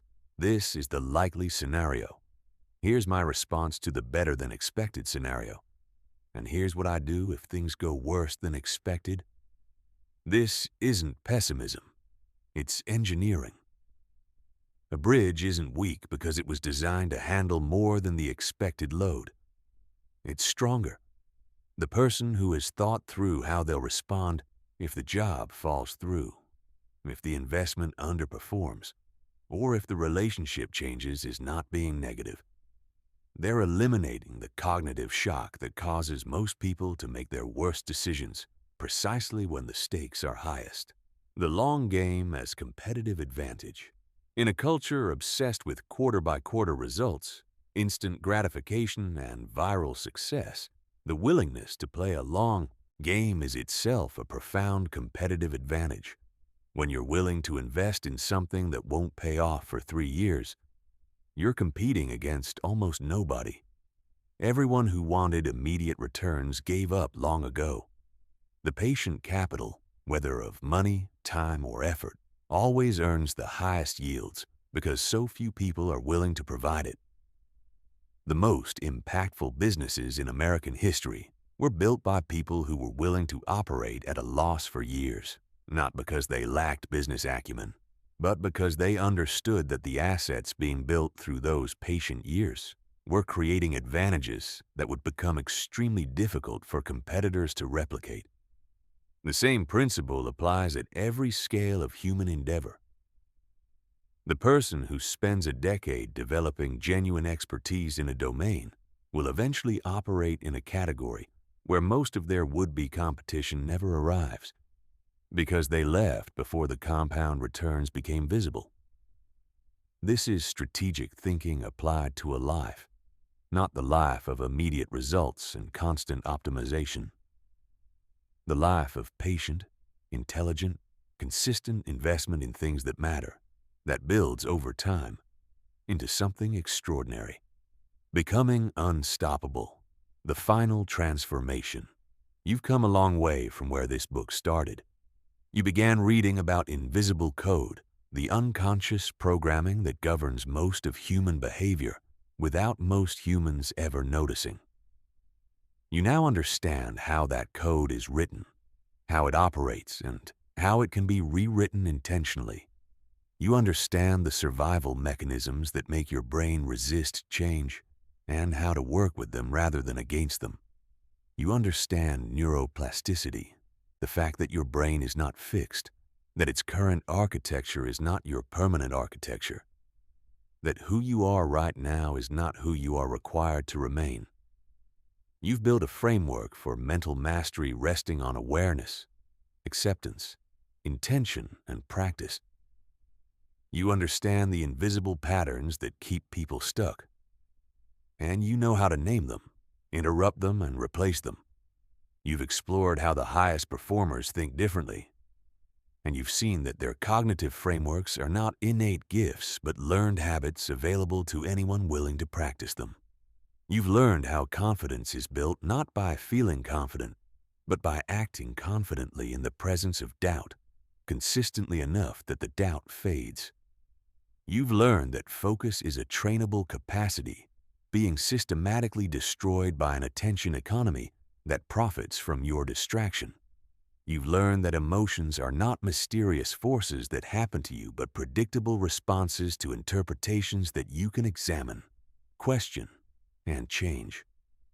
You've learned that discipline is not willpower, it's architecture, and that mental toughness is not personality, it's a training outcome, and that the compound effect of small, consistent actions applied over sufficient time produces results that look impossible to people who don't understand the math.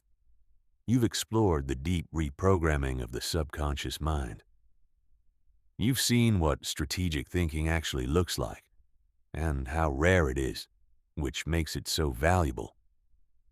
Now comes the only part of the journey that can't be covered in any book, by any teacher, in any format. The part where you actually do something with it. The implementation gap. There is a well-documented phenomenon in personal development that researchers sometimes call the implementation gap, the space between understanding an idea and actually applying it. It's the gap between knowing and doing, and it's where most people live most of their lives. You can close that gap with one decision, made clearly and irrevocably, right now. Not a hope, not a goal, a decision. A genuine, irreversible commitment to the proposition that you are going to become a person who actually applies what they learn, who uses knowledge as a lever rather than a comfort, who takes action before conditions are ideal, who chooses growth over familiarity regardless of how uncomfortable that choice is in the moment. This decision, once made genuinely, changes everything that follows. Not because making a decision is magic, because a true decision removes the ongoing debate. It closes the loop.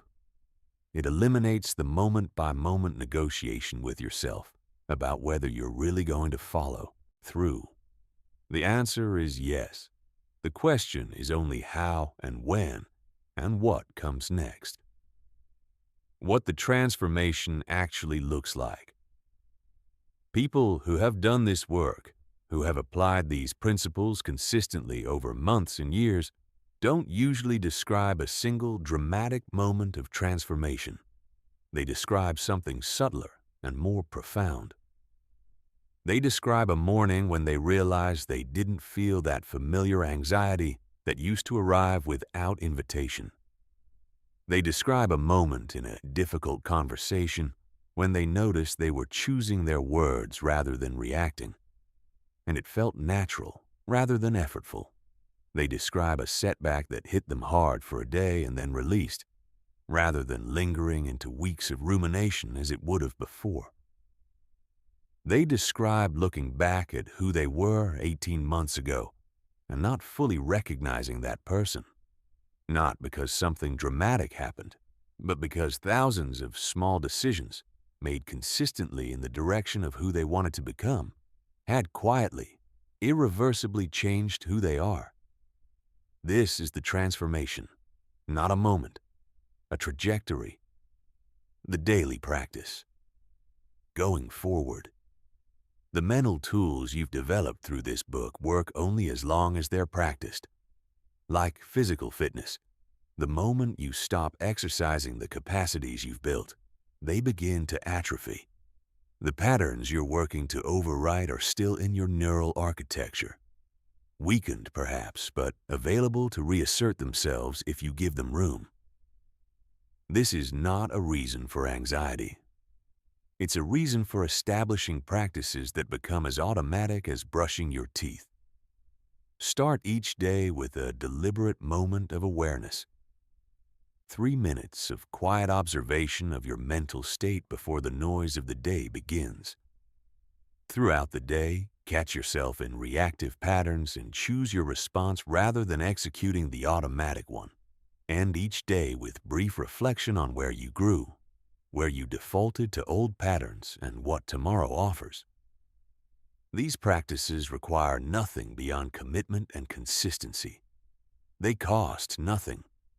They require no special conditions or circumstances. They work in a studio apartment in a city where no one knows you, in a corner office at the top of a company, and everywhere in between.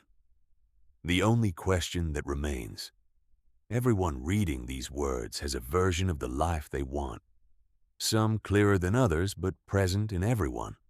A version of themselves operating at full capacity, relationships that are genuine and deep, work that's meaningful and impactful, a sense of genuine agency over the direction of their days.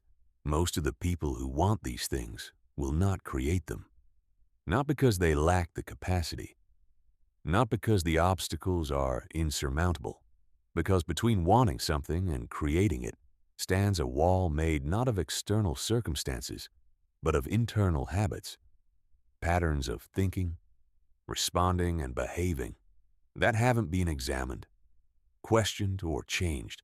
You've just spent this entire book learning how to take apart that wall. The question is not whether you're capable. You've always been capable.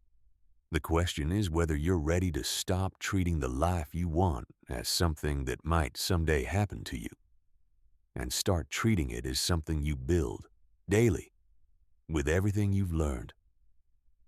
Your future self is not waiting for ideal conditions.